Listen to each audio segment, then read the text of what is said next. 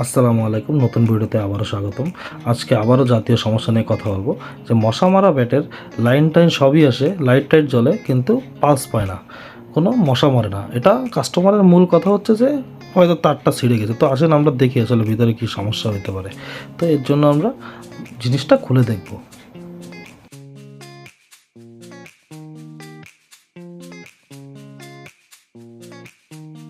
তো জিনিসটা খোলার পরে আমরা দেখতেই পাচ্ছি বোর্ডটা একদম ফ্রেশ, মানে এখনও পর্যন্ত কেউ ধরি নাই।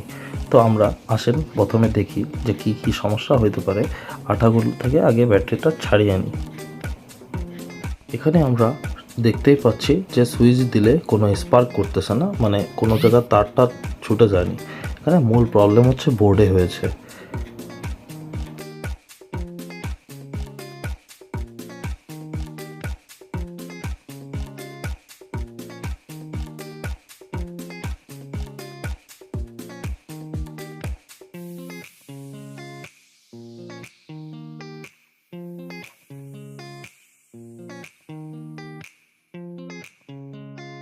মূলত সমস্যাটা ট্রানজিস্টরে হয়েছে। এই যে আমি ট্রানজিস্টরটা খুলে আনছি, দেখতেই পাচ্ছেন ট্রানজিস্টর আসলে কেমন। নতুন একটি ট্রানজিস্টর আমরা এখানে ইনবিল্ড করব।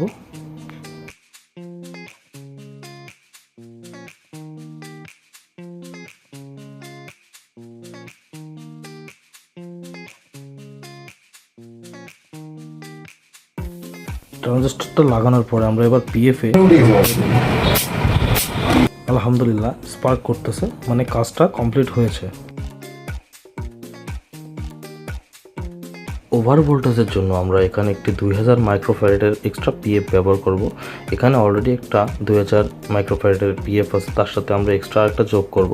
এতে স্পার্ক কোয়ালিটি অনেক বেশি বেড়ে যাবে। এতে মশা মরবে এবং মশার ডেড বডিও খুঁজে পাওয়া যাবে না, এক কথা বলা যায় ভস্ম হয়ে যাবে মশা।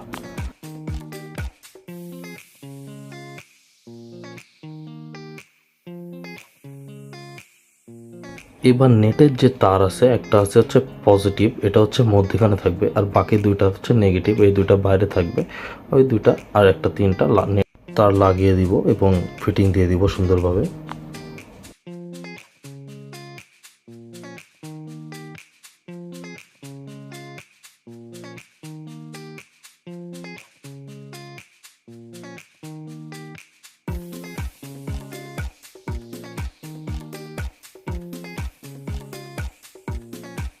এইবার যেইভাবে ছিল ওইভাবে আবার ফিটিং করে নিব সুন্দর।